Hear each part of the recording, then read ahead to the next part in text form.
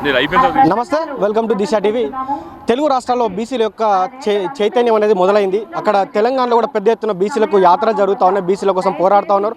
అదేవిధంగా ఆంధ్రాలో కూడా ఇప్పుడు బీసీ చైతన్య యువజన సంబంధించినటువంటి బీసీవై పార్టీ సంబంధించిన రామచంద్ర యాదవ్ గారు కూడా ఈరోజు పెద్ద ఎత్తున కూడా ఇక్కడ సభ పెట్టడం జరిగింది. దానికి సంబంధించి బీసీ నాయకులు కావచ్చు, ఎక్కడెక్కడి నుంచో బీసీ ప్రజలు కూడా పెద్ద ఎత్తున రావడం జరిగింది. తెలంగాణ నుంచి బీసీ రాజ్యాధికార సమితి ఎవరైతే సంబంధించినటువంటి దాస్ సురేష్ గారు రావడం జరిగింది. వారితో మాట్లాడే ప్రయత్నం చేద్దాం. అసలు ఈ సభ యొక్క ఉద్దేశం ఏంటి? వారు కూడా తెలంగాణలో పెద్ద ఎత్తున పోరాడుతూ ఉన్నారు, గ్రామానికి తిరుగుతూ ఉన్నారు. మాట్లాడే ప్రయత్నం చేద్దాం. అసలు వారికి రామచంద్ర యాదవ్ గారి మీద ఎంత నమ్మకం ఉంది, ఏ నమ్మకంతో ఇక్కడికి వచ్చారు కూడా అడిగి తెలుసుకునే ప్రయత్నం చేద్దాం. అన్న చెప్పండి, ఈ సభ గురించి ఏం చెప్తారు? ఆంధ్రప్రదేశ్లోనే కాదు, రెండు తెలుగు రాష్ట్రాలలో కూడా ఒక బీసీల రాజకీయ ప్రపంచనాన్ని తీసుకొని రావడం కోసము రామచంద్ర యాదవ్ గారు ఏదైతే చేస్తున్నటువంటి ప్రయత్నం మీద మాకు సంపూర్ణమైన విశ్వాసం ఉంది.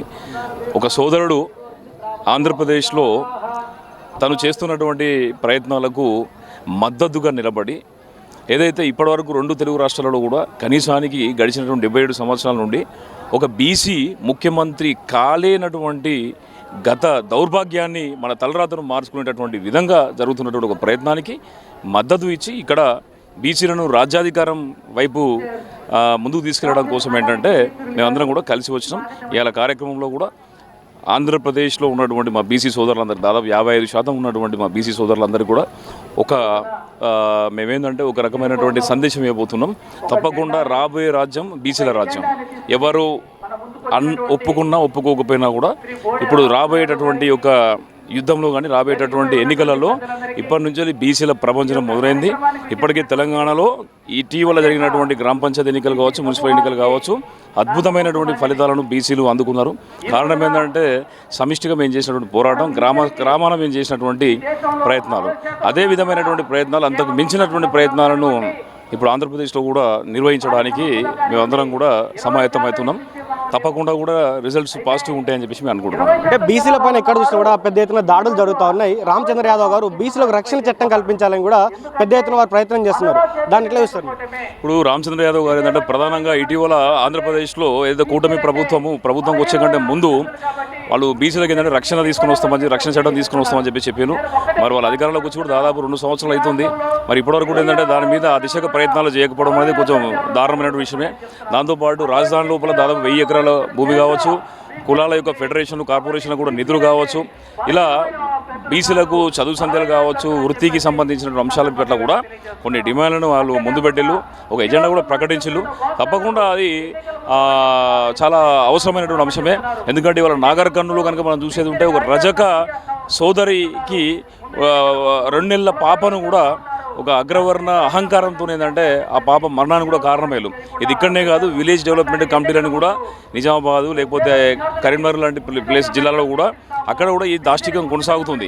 వీటన్నింటినీ కూడా అధిగమించాలంటే తప్పకుండా బీసీలకు ప్రత్యేకమైనటువంటి రక్షణ చట్టం, ఎస్సీ ఎస్టీలకు ఉన్నటువంటి అట్రాసిటీ చట్టం మాదిరిగా తప్పకుండా బీసీలకు కూడా రావాల్సి ఉంది. ఆ దిశగా మనము ప్రయత్నం చేయాల్సిందే. కూటమి ప్రభుత్వం చూసుకున్నట్లయితే 99 పైసలకే పెద్ద బడా కంపెనీలకు 1000 ఎకరాలు కట్టబెడుతుంది.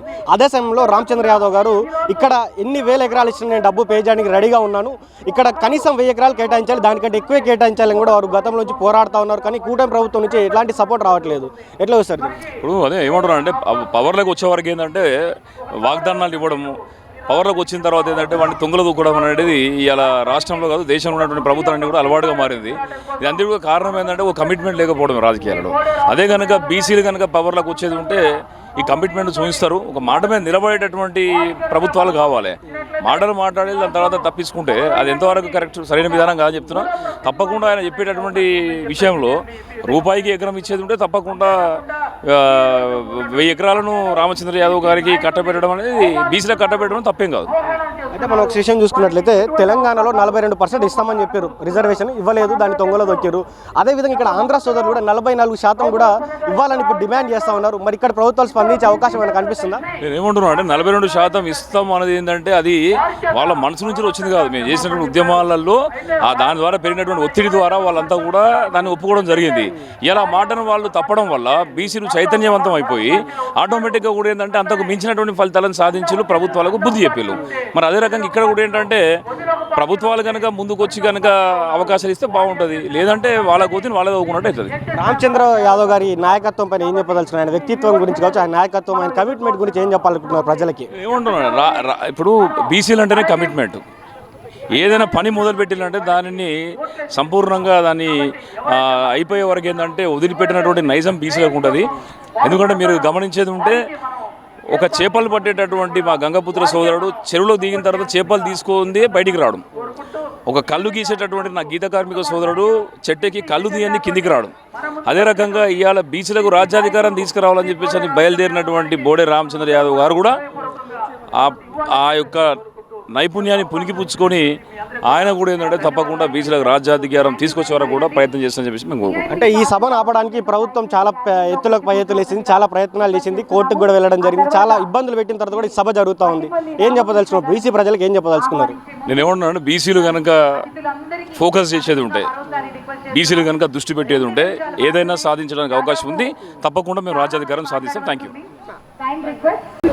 ఈ పార్టీ గురించి ఏం చెప్తారు? బీసీవై పార్టీ గురించి రామచంద్ర యాదవ్ గారి గురించి ఏం చెప్తారు?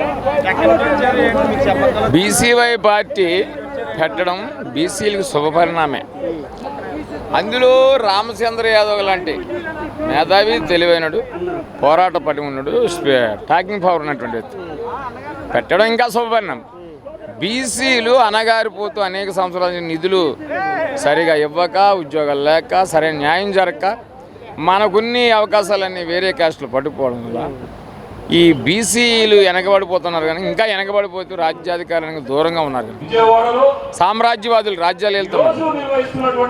బ్యాక్వర్డ్ క్యాస్ట్ వెనకబడి వాళ్ళు మనం రాజ్యంలోకి రావాలంటే రామచంద్ర యాదవ్ అటు జెన్యున్ పర్సన్, నిజాయితీగా పోరాడి చేస్తే మనం మద్దతు ఇవ్వాల్సిన అవసరం. అంటే ఇప్పుడు ఇన్ని రోజులు అన్నట్టే అగ్రకులాల జెండాలు మోసిరు, అగ్రకులాల చుట్టూ తిరిగిరు. ఇక నుంచైనా తమ కులానికి సంబంధించినటువంటి నాయకులకు ఓట్లు వేసుకునే అవకాశం ఆంధ్రప్రదేశ్లో కనిపిస్తుందా? కనిపిస్తుందంటే ఒకేసారి మనం ఎప్పుడు కూడా దేనికి ఫలితాలు. తెలంగాణ పోరాటం కూడా 14 సంవత్సరాలు జరిగిన తర్వాతే వచ్చింది. ఏదైనా మనం పట్టుదలగా కృషి చేస్తూ ఒడిదుడుకులు ఎదుర్కొంటూ బీసీల్లో అణగారిపోతున్న వర్గాల్లో జరిగే అన్యాయాన్ని వివరించగలుగుతూ ముందుకు తీసుకెళ్ళగలిగితే, అర్థం చేసుకొని వాళ్ళ మార్పు వచ్చి బీసీ అభ్యర్థులకు ఓట్లేసే అవకాశం ఉన్నది. నమ్మకం ఉందా రామచంద్ర యాదవ్ పైన చివరి వరకు పోరాడి రాజ్యాధికారం తీసుకొస్తాడని నమ్మకం ఉందా? ఉంది. రామచంద్ర యాదవ్ పైన మనకు నమ్మకం ఉంది. వెనకాల రామచంద్ర యాదవ్ని కలుపుకొని మద్దతు ఇచ్చిన వాళ్ళు కూడా అలాంటి పటిమ పోరాటం ఉన్నోలే కాబట్టి ప్రజలు చైతన్యవంతులై బీసీలకి జరిగే అన్యాయం అలా మైండ్లో పెట్టుకొని ఖచ్చితంగా. గర్జన గురించి ఏం చెప్తారు? ఈ సభ గురించి ఏం చెప్తారు? ఈ సభకు బీసీవై పార్టీ జాతీయ అధ్యక్షుడు బోడే రామచంద్ర యాదవ్ గారి పిలుపు మేరకు మేము కర్నూలు నుంచి, రాయలసీమలోని కర్నూలు జిల్లా నుంచి దాదాపు 20 వాహనాల్లో రావడం జరిగింది. ఎందుకంటే ఇప్పుడు బీసీవై పార్టీ ఒక బీసీ కులాలకు కంకణం కట్టి జరిగింది కాబట్టి మేమంతా ఆకర్షితులమై ఇప్పుడు మనం ఇక్కడికి మీటింగ్కి రావడం జరిగింది. ఇప్పుడు ఇక్కడ చూసుకున్నట్లయితే ఈ సభ అయితే జరుగుతుంది. సభ తర్వాత బీసీలో మార్పు వచ్చే అవకాశం ఉందా? అప్పటికి ఇప్పటికీ దాదాపు చాలా వరకు మార్పు వస్తుందని ఆశిస్తున్నాము. ఇప్పటి వరకు బీసీ కులాలలో ఎవరు ఒక అధినాయకత్వం ఏర్పడలేదు కాబట్టి వాళ్ళకి అగ్ర కులాలకు మేము అడుగులు పొత్తి వాళ్ళ జెండాలు మోసి వాళ్ళ కులాలని వాళ్ళ ఇదిని డెవలప్ చేసుకుంటున్నారే కానీ బీసీ ఒక నినాదం అంటూ ఏ బీసీ నాయకుడు రాలేదు. ఇప్పటి నుంచి అయినా అగ్ర నాయకుల పరిపాలన నుంచి మేలుకొని యువకులమంతా ఒక తాటిపైకి వచ్చి రోజు రోజుకి డెవలప్ చేసుకుంటూ ఈ పార్టీని ప్రజలకి తీసుకెళ్ళి రేపు పొద్దున జరగబోయే 29లో ఖచ్చితంగా బీసీవై పార్టీ జాతీయ అధ్యక్షుడిని ముఖ్యమంత్రిగా చేయడానికి మా వంతు సహకారం అందిస్తాం. ప్రజల్లో ఏ విధంగా ఉంది అంటే రామచంద్ర యాదవ్ కావచ్చు, బీసీవై పార్టీ గురించి ప్రజల స్పందన ఏ విధంగా ఉంది? ఇక్కడ ప్రజల స్పందన చాలా మంచిగా ఉంది. ఎందుకంటే ఒక నిస్వార్థంగా ఏమి లాభాలు ఆశించకుండా ఒక పార్టీ పెట్టి దానిని ఘనంగా ఈ విధంగా ప్రజలకి చొచ్చుకొని వెళుతూ ఉన్నాడు కాబట్టి ఇప్పటి నుంచి చాలా వరకు న్యాయం జరుగుతుంది బీసీలకు.